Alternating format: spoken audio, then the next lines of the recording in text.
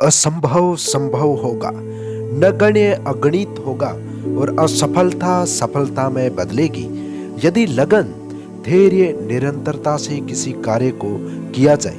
यदि एक लक्ष्य को ही सब कुछ माना जाए, यह हो सकता है कि निरंतर संघर्ष व कठिन मेहनत के बावजूद पहले प्रयास में सफलता ना मिले, लेकिन यह नहीं हो सकता कि देर सवेर भी सफलता ना मिले।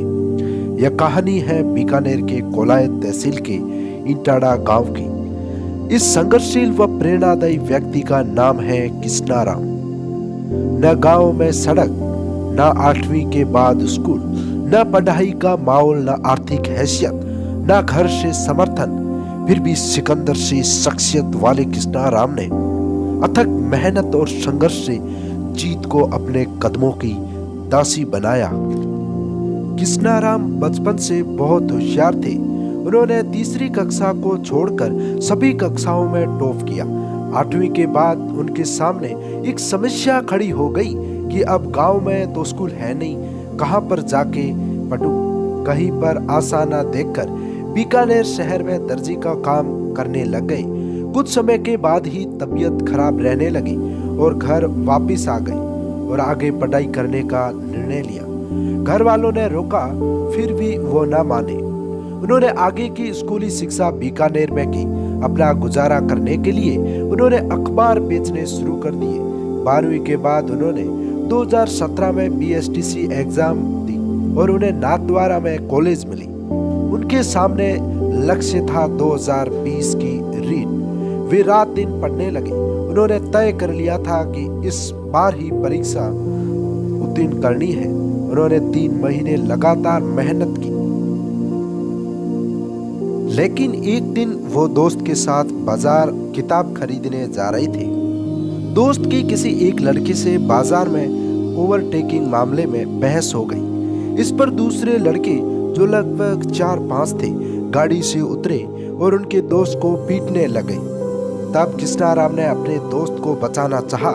इस पर 2 लड़कों ने किस्नाराम को बहुत पीटा। उनको हॉस्पिटल में 1 महीना रहना पड़ा। जब इसका समाचार घर पहुंचा तो उन्होंने किस्नाराम को घर बुला लिया। उन्होंने काफी डांटा कि तुझे पढ़ने के लिए भेजा था या लड़ाई के लिए। वो कुछ समय के बाद जयपुर आ गई, लेकिन इसके कुछ दिन बाद उनकी बड़ी बहन की डिलीवरी के वक्त मौत हो गई। किस्नाराम की एक ही बहन थी। इस घटना ने उन्हें अंदर तक तोड़ दिया। वो डिप्रेशन में रहने लगे। पढ़ाई छूट चुकी थी। बहन की याद में रात दिन रोते हुए बीतते। अकेलापन घर कर गया था। उन्हें सिर्फ सुसाइड के विचार आते थे, लेकिन माता पिता को याद कर वो रुक जाते। फिर उन्होंने पढ़ाई फिर से शुरू कर दी। अब वो जानते थे कि माता पिता से दूर रहा नहीं जाएगा। रीट सिर पर थी। सिर्फ 2.5 महीने बचे थे। उन्होंने युद्ध स्तर पर तैयारी शुरू कर दी। लगभग 1.5 महीने के बाद उन्हें उल्टी होना, चक्कर आना जैसी समस्याओं का सामना करना पड़ा। डॉक्टर से चेक कराया तो पाया कि यह प्रॉब्लम नींद पूरी न करने, शरीर को आराम न मिलने की वजह से हो रही थी। उन्होंने इन समस्याओं के बावजूद रात दिन पढ़ाई जारी रखी, क्योंकि वो जानते थे कि आखिरी 1 महीना कितना महत्वपूर्ण है। परीक्षा का दिन आ चुका था। यह सुबह का वक्त था। परीक्षा से पहले उन्हें खून की उल्टी हुई। तबीयत बिगड़ रही थी। एक रास्ता था कि वो हॉस्पिटल जाते और दूसरा था परीक्षा देना। सिकंदर तो दूसरा रास्ता ही चुनते हैं और उन्होंने रीट एग्जाम दिया। अंततः 2020 रीट एग्जाम में उन्होंने सफलता पाई। इस कहानी से सीख मिलती है कि बहाना बनाओगे तो कभी भी सफल नहीं हो पाओगे। यैन कैन प्रकारेण लक्ष्य से भटकना नहीं है। अंतिम बात अशोक वाजपेयी की पंक्तियों पर खत्म करता हूँ। टूट गए, बिखर गए, फिर भी चलने की रीत रखी।